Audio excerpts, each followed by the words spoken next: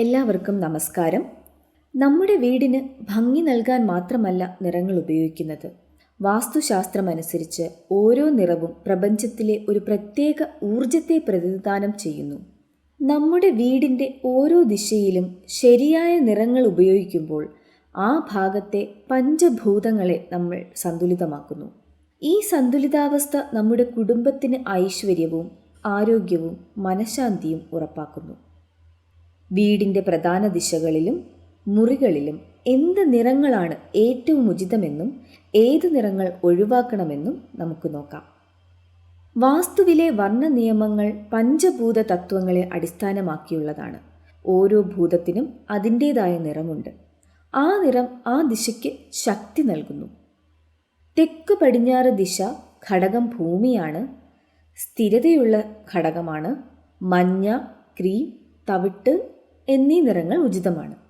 വടക്ക് കിഴക്ക് ദിശ ഘടകം ജലമാണ്, ശാന്തതയാണ് കോണിൻ്റെ പ്രത്യേകത. നീല, വെള്ള എന്നീ നിറങ്ങൾ ഉചിതമാണ്. തെക്ക് കിഴക്ക് ദിശ ഘടകം അഗ്നിയാണ്, ചുവപ്പ്, ഓറഞ്ച്, പിങ്ക് എന്നീ നിറങ്ങൾ അനുയോജ്യമാണ്. വടക്ക് പടിഞ്ഞാറ് ദിശ ഘടകം വായുവാണ്, വെള്ള, ചാരനിറം എന്നിവ ഉചിതമാണ്. ഈ തത്വങ്ങൾ മനസ്സിൽ വെച്ചുകൊണ്ട് ഓരോ കോണിലെയും നിറങ്ങൾ എങ്ങനെ തിരഞ്ഞെടുക്കാം എന്ന് നോക്കാം. വീടിൻ്റെ 4 കോണുകളാണ് ഈശാനകോൺ, ആഗ്നേയകോൺ, നൈര്യത്തിക്കോൺ, വായുകോൺ. ഊർജത്തിൻ്റെ പ്രധാന ഉറവിടങ്ങളാണിവ. വടക്ക് കിഴക്ക് ഈശാനകോൺ ജലത്തിൻ്റെയും അറിവിൻ്റെയും സ്ഥാനമാണ്. ഈ ഭാഗം പൂജാമുറിക്കും ധ്യാനത്തിനും വേണ്ടിയുള്ളതാണ്. അതിനാൽ ശാന്തമായ അന്തരീക്ഷം ആവശ്യമാണ്. ഇളം നീല, വെള്ള, ഇളം മഞ്ഞ എന്നീ നിറങ്ങൾ ഈ ഭാഗത്തേക്ക് ഉചിതമാണ്. ഇവിടെ ചുവപ്പോ ഓറഞ്ചോ പോലുള്ള തീവ്രമായ നിറങ്ങൾ പൂർണ്ണമായും ഒഴിവാക്കണം. തെക്കു കിഴക്ക് ആഗ്നേയകോൺ അഗ്നിയുടെയും ആരോഗ്യത്തിൻ്റെയും സ്ഥാനമാണ്. അടുക്കളയ്ക്ക് ഏറ്റവും അനുയോജ്യമായ ഭാഗമാണ്. അഗ്നിയുടെ ഊർജത്തെ പിന്തുണയ്ക്കുന്ന നിറങ്ങൾ നൽകാവുന്നതാണ്. ഓറഞ്ച്, പിങ്ക്, ഇളം ചുവപ്പ് എന്നിവ. ഇവിടെ നീല, കറുപ്പ് പോലുള്ള ജലാംശമുള്ള നിറങ്ങൾ ഉപയോഗിക്കുന്നത് അഗ്നിയുടെ ഊർജത്തെ കെടുത്താൻ സാധ്യതയുണ്ട്. തെക്ക് പടിഞ്ഞാറ് നൈര്യത്തിക്കോൺ ഭൂമിയുടെയും സ്ഥിരതയുടെയും സ്ഥാനമാണ്. ഇവിടെയാണ് മാസ്റ്റർ ബെഡ്റൂം വരേണ്ടത്.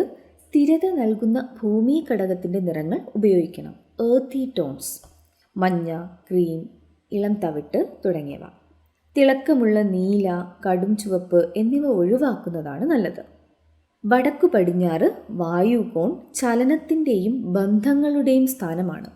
ഇത് ഗസ്റ്റ് റൂമിനും ചലനാത്മകതയ്ക്കും വേണ്ടിയുള്ള ഭാഗമാണ്. വെള്ള, ഇളം ചാരനിറം, മെറ്റാലിക് വൈറ്റ് എന്നിവ അനുയോജ്യമാണ്. കടും മഞ്ഞയോ ഓറഞ്ചോ ഉപയോഗിക്കരുത്. ദിശകൾക്ക് പുറമെ ഓരോ മുറിയുടെയും പ്രവർത്തനത്തിനനുസരിച്ച് നിറങ്ങൾ നൽകുന്നത് വാസ്തുവിൽ പ്രധാനമാണ്. ലിവിംഗ് റൂം, സ്വീകരണ മുറി. ഈ മുറി എല്ലാവരും ഒരുമിച്ചിരിക്കുന്ന ഇടമാണ്. ഇവിടെ വെള്ള, ഇളം നീല, ക്രീം എന്നിവ ഉപയോഗിക്കുന്നത് നല്ല സാമൂഹിക ബന്ധങ്ങൾക്കും സംഭാഷണങ്ങൾക്കും പ്രോത്സാഹനം നൽകുന്നു. ശാന്തമായ അന്തരീക്ഷമാണ് കിടപ്പുമുറികളുടെ പ്രത്യേകത.